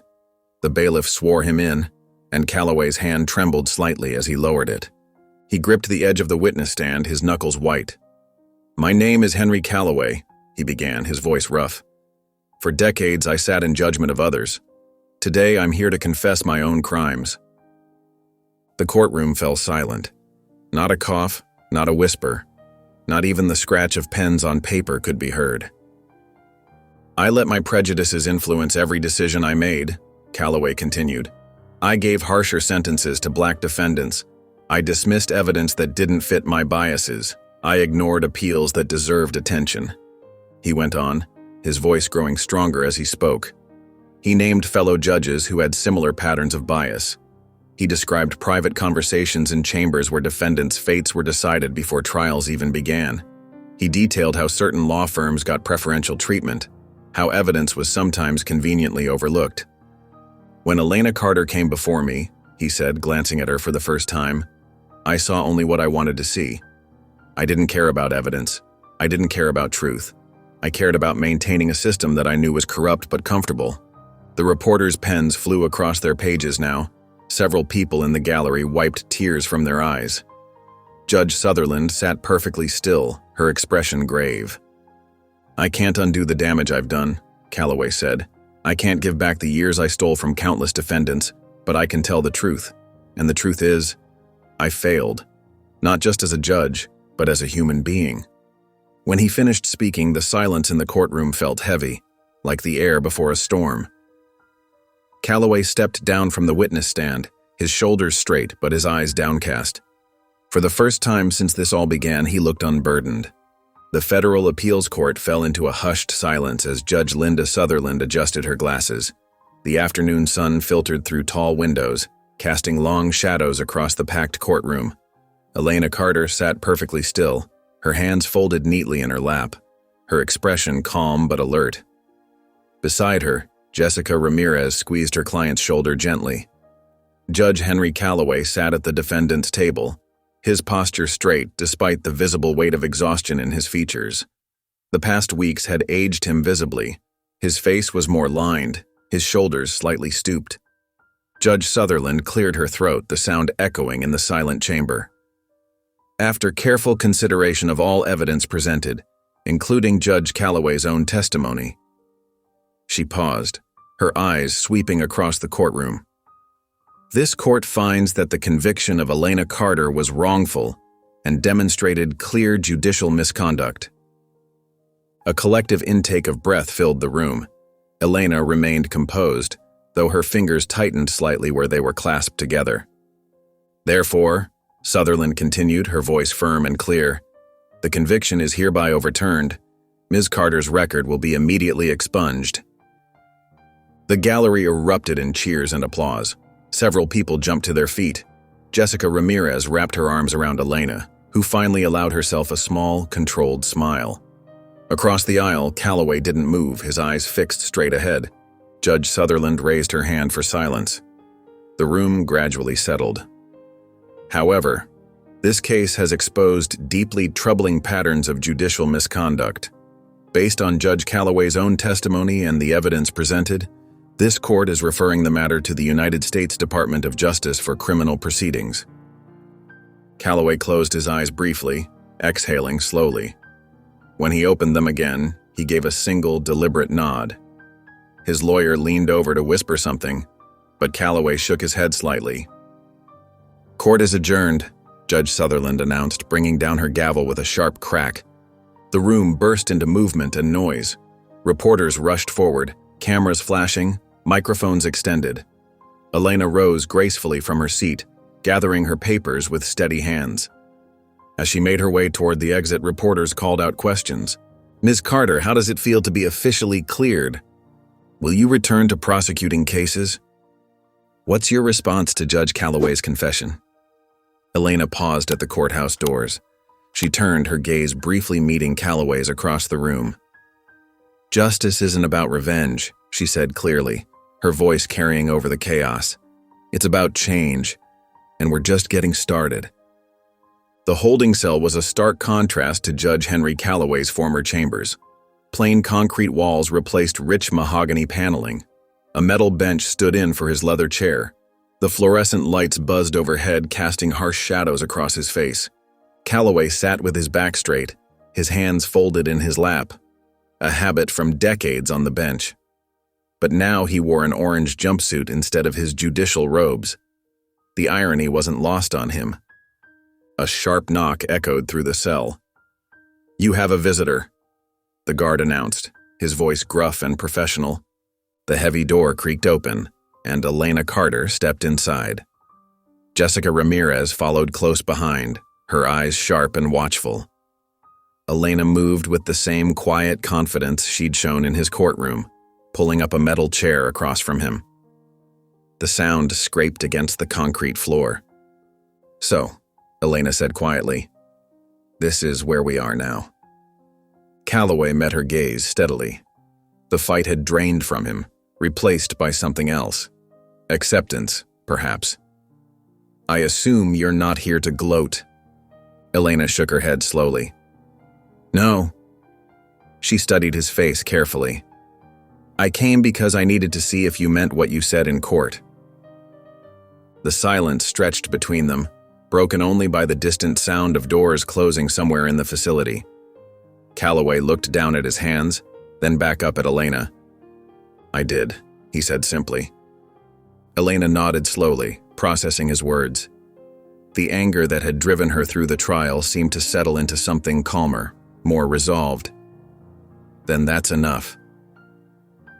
Jessica Ramirez stood quietly by the door, arms crossed, watching the exchange with careful attention. She hadn't said a word, but her presence made it clear. She was there to ensure Calloway couldn't manipulate this final meeting. Elena rose from her chair, smoothing her suit jacket. She looked down at Calloway, her expression neither vengeful nor sympathetic. "You may not deserve forgiveness," she said evenly, "but at least you earned the truth." Without waiting for a response, she turned and walked away, her footsteps echoing against the concrete floor. The heavy door closed behind her with a final, metallic clang. The fluorescent lights hummed in the prison classroom as Henry Calloway arranged the worn paperback books on the metal desk. His orange jumpsuit was neatly pressed. Old habits die hard, even in prison. The clock on the wall ticked steadily toward 10 a.m. "Morning, Judge," sneered an inmate passing by. Calloway didn't flinch. He'd gotten used to the mockery over the past year. Instead, he focused on organizing today's lesson materials. The classroom slowly filled with inmates. Most were young men who'd never had a proper education. Calloway saw their potential he'd once dismissed from his elevated position on the bench. Darius slipped into the back row, trying to be invisible. He was new to the class, his dark eyes wary and untrusting. Calloway remembered sentencing kids just like him, never considering their circumstances or chances for rehabilitation. "Today we're continuing with Chapter 3, Calloway said, his voice gentler than it had ever been in court. "Who'd like to start reading?" The room was silent. Calloway waited patiently, another new skill he'd learned behind bars. Finally, Darius raised his hand slightly. "I'll try," he mumbled. As Darius struggled through the paragraph, Calloway guided him carefully, offering encouragement instead of judgment. When they finished, Darius stayed behind as the others filed out. "Why you doing this?" Darius asked suddenly, his voice sharp with suspicion. Calloway met his gaze steadily. "Because I owe it to people like you." Darius studied him for a long moment, then nodded slowly. Something shifted in his expression, not quite trust, but perhaps understanding. Walking back to his cell, Calloway reflected on the morning's class. The concrete walls and steel bars were a constant reminder of his fall from power. But for the first time in his life, he felt like he was serving justice rather than just wielding it. His small cell was a far cry from his former chambers, but the simplicity suited him now. A few dog-eared books sat on the metal shelf, gifts from his daughter Claire, who'd finally started writing to him again. She'd seen his change as genuine. The afternoon sun cast shadows through the barred window as Calloway sat on his bunk. He thought about how different his life was now. No power, no prestige, no pretense. Just the daily work of trying to help those he'd once condemned without a second thought. In the distance, he could hear the usual prison sounds, doors clanging, voices echoing. But they no longer bothered him like they had in those first difficult months. He'd found a strange peace in accepting his fate and trying to make what amends he could. He pulled out the next day's lesson plans and began reviewing them. Tomorrow would bring another chance to make a small difference, not from a judge's bench, but from a plastic chair in a prison classroom. And somehow, that felt more like justice than anything he'd done in his previous life. The grand hearing room of the U.S. Capitol buzzed with anticipation. Sunlight streamed through tall windows, casting long shadows across the polished marble floors. Elena Carter stood at the podium, her gray suit crisp and professional, her posture straight and confident. The room was packed with lawmakers, civil rights activists, and victims of judicial bias, all waiting to hear her speak. Behind her, large banners proclaimed "Judicial Reform Now" in bold letters. The weight of the moment pressed down on her shoulders, but Elena had faced tougher challenges. She took a deep breath, adjusted the microphone, and began. "For too long, the system has failed those it was meant to protect," she said, her voice clear and steady. "I stand before you not just as a victim of judicial misconduct, but as living proof that bias exists at the highest levels of our courts." The room fell silent as Elena continued, laying out the systemic problems she'd uncovered. She detailed statistics, shared personal stories, and explained how Judge Calloway's case had exposed deep-rooted issues in the judiciary. "When a federal judge can openly admit to years of racial bias in sentencing," she said, gesturing to a chart showing disparities in sentencing patterns, "we must ask ourselves, how many others are doing the same?" Members of Congress leaned forward in their seats. Some scribbled notes furiously, while others nodded in agreement. Elena could see her words landing, making an impact. "The problem isn't just individual bias," she explained. "It's the lack of oversight that allows that bias to flourish unchecked." A senior senator stood up, his expression serious. "Ms. Carter, are you proposing federal oversight of judicial sentencing?" Elena met his gaze directly. "Yes, and we're going to make it happen." Murmurs rippled through the chamber. Elena continued, outlining her proposed reforms, mandatory reviews of sentencing patterns, independent oversight committees, and clear consequences for proven bias. The chamber erupted in discussion. Some lawmakers huddled together, already drafting notes. Others approached the podium with questions. Elena answered each one with precision and clarity, drawing from both her legal expertise and personal experience. As she stepped away from the podium, Elena felt the momentum building. All around her, people were talking, planning, mobilizing. This wasn't just her story anymore. It was becoming a movement for real change. Cameras flashed as she gathered her materials. Reporters called out questions, but Elena kept walking. She'd said what needed to be said. Now, it was time for action. This was no longer just her fight, it was history in the making. The marble columns of the Supreme Court rose majestically against the clear Washington sky. Inside the historic courtroom, Elena Carter stood tall at the podium, her voice steady and clear. The 9 Supreme Court justices sat before her, their expressions attentive as she presented her case. "Your Honors," Elena began, "we have compiled data from over 10,000 cases across multiple jurisdictions." She gestured to the thick binders in front of each justice. "These numbers tell a devastating story of systemic bias in our courts." Justice Thompson, known for his pointed questions, leaned forward. "Ms. Carter, can you elaborate on the specific patterns you've identified?" Elena nodded, her confidence unwavering. Black defendants consistently receive sentences that are 40% longer than white defendants for identical crimes. We've documented this pattern across all 50 states. The opposing counsel, Mark Davidson, a veteran Supreme Court litigator, rose from his seat. His voice carried a note of practiced indignation. "We cannot retroactively apply new oversight to past rulings." Elena turned to face him, her eyes sharp with determination. "Then how do we explain what happened to me? How do we fix the damage done?" The courtroom fell silent. Even the usual whispers from the gallery ceased. Chief Justice Roberts adjusted his glasses, studying Elena carefully. "You're asking us to change the foundation of how sentencing is handled in America. That is no small request."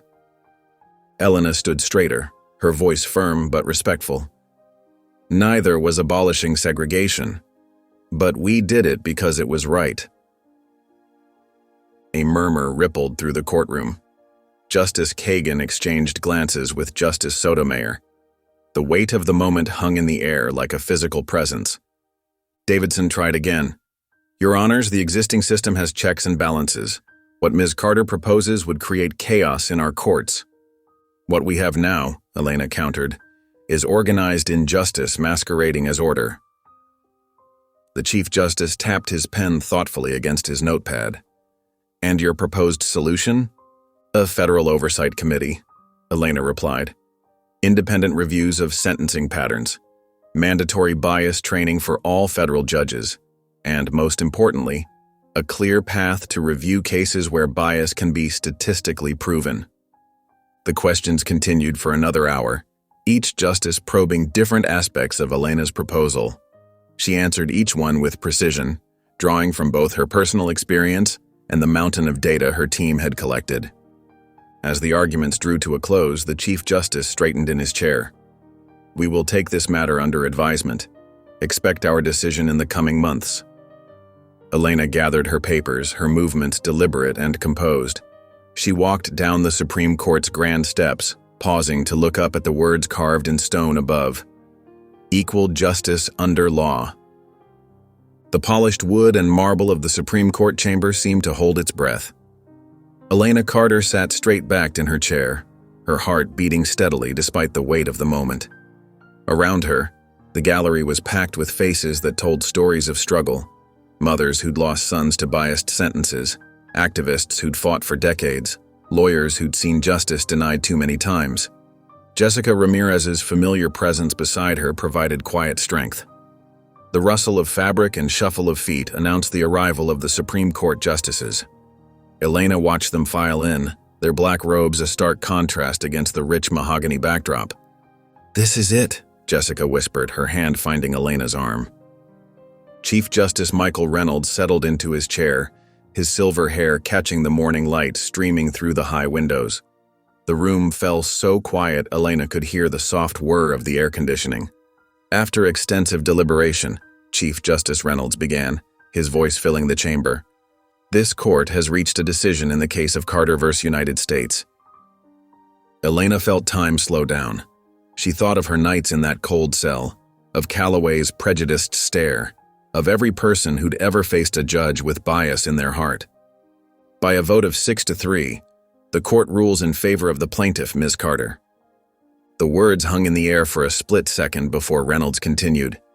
Effective immediately, new federal oversight will be implemented for judicial sentencing to prevent bias and misconduct. For a moment, nobody moved. Then, like a dam breaking, the silence erupted into cheers and sobs. People hugged each other, some crying openly. Reporters rushed for the doors, eager to break the news. "You did it," Jessica said, gripping Elena's hand tight. Her eyes shone with pride and tears. Elena walked down the Supreme Court steps later, facing the crowd gathered below. Camera flashes popped like stars. The spring air felt clean and full of promise. As she surveyed the sea of faces, a familiar figure caught her eye. In the shadows of a marble column stood Henry Calloway, older now, his face lined with the weight of his choices. Their eyes met across the distance. No hatred, no triumph, just quiet acknowledgement. Then he turned and disappeared into the crowd, leaving Elena to face her moment of victory. The autumn wind rustled through the old oak trees as Elena Carter made her way through the quiet cemetery. The setting sun cast long shadows across the rows of headstones, creating a solemn atmosphere that matched her mood. In her hand, she held a single white rose, its petals perfect and unblemished. She walked with purpose, her heels clicking softly against the paved path. The cemetery was empty except for a groundskeeper in the distance, giving her the privacy she needed for this moment. Her dark blazer fluttered slightly in the breeze as she navigated between the graves, reading names until she found the one she sought. The headstone was simple, unadorned gray granite. No fancy epitaph, no elaborate decorations, just the essential information. Henry Calloway, 1958 to 2026. Justice serves all. Elena stood before it, her expression unreadable. The man buried here had once wielded immense power from behind his bench, had once looked down at her with contempt and prejudice. Now he lay beneath 6 feet of earth, his legacy forever changed by the choices he made in his final years. "You know," she spoke softly to the quiet air, "I never thought I'd be standing here." She adjusted her stance, the grass soft beneath her feet. "When you first sentenced me, I hated you. When you confessed, I was surprised. When you went to prison, I felt nothing." The breeze picked up slightly, carrying the scent of fresh-cut grass and early evening air. Elena twirled the rose slowly between her fingers, its white petals catching the golden light. "You died trying to make things right," she continued, "teaching inmates to read, helping with appeals cases, testifying against corrupt judges. You spent your last years trying to fix what you broke." She paused, considering her next words carefully. "I never forgave you. I don't think I ever will." She bent down and placed the white rose at the base of the headstone. As she straightened up, she noticed a small cluster of similar flowers already there, probably from Claire, his daughter, who had eventually reconnected with him in his final months. "But I respected the choice you made in the end," Elena said firmly. "You could have fought it, denied everything, probably even gotten away with most of it. Instead, you chose the hard path. You chose truth." The setting sun broke through a cloud, casting a warm glow across the cemetery. Elena stood there for a long moment, letting the gentle breeze wash over her. For the first time since this whole ordeal began, she felt a sense of closure, not forgiveness, but understanding. The chapter was finally ending. She took a deep breath, adjusting her blazer. The rose lay perfectly positioned against the stone, a symbol not of forgiveness, but of acknowledgement. Without another word, Elena turned and walked away from the grave, her steps sure and steady. She didn't look back. Elena Carter stood at the podium in the grand congressional chamber, her presence commanding attention from everyone present. The morning sunlight streamed through the high windows, casting long shadows across the marble floors. She adjusted her navy blazer and smoothed down her carefully pressed slacks, taking in the historic moment. "Good morning," she began, her voice clear and steady. 3 years ago, I stood in a courtroom, wrongly convicted by a system that failed not just me, but countless others. Today, we take the final step to ensure that never happens again." The room fell silent. Senators and representatives leaned forward in their seats. Legal experts clutched their notepads, Pens poised. Camera shutters clicked rapidly from the press gallery. The Federal Sentencing Reform Commission has spent the last year analyzing over 50,000 cases across all jurisdictions, Elena continued. What we found was not surprising, but it was devastating. Systemic bias has infected our judicial system like a virus. Today we present the cure. She lifted a thick document bound in blue leather. These new guidelines require complete transparency in sentencing decisions. Every judge must now document their reasoning in detail. An independent oversight committee will review all sentences for patterns of bias. No more will we allow prejudice to hide behind judicial discretion. Applause erupted from several corners of the chamber. Elena waited for it to die down before continuing. Some will say this is too extreme, that we're limiting judicial independence. She paused, her eyes scanning the room. To them, I say, look at the data. Look at the lives destroyed. Look at the families torn apart. Justice shouldn't depend on the color of your skin or the accent in your voice. She glanced down at her desk where Henry Calloway's case file lay open. His booking photo stared up at her, the former judge looking tired and defeated in his orange jumpsuit. Even now, the sight stirred complicated emotions in her chest. This reform was born from tragedy, but it will lead to triumph, Elena said, her voice growing stronger. Every American deserves equal treatment under the law. Today, we make that promise real. The chamber erupted in thunderous applause. Elena picked up her pen, a simple black fountain pen her father had given her when she passed the bar exam. With steady hands, she signed the final document, officially closing Calloway's case and ushering in a new era of judicial accountability. As she stepped outside onto the Capitol steps, Elena felt the warm spring breeze against her face. The same steps where so many battles for justice had been fought now held her footprints too. She closed her eyes briefly, letting the magnitude of the moment wash over her. Then, with quiet determination, she walked forward toward the future. If you enjoyed the story of Elena, I handpicked this next story that you will enjoy. Please don't miss this one. Click here to watch it.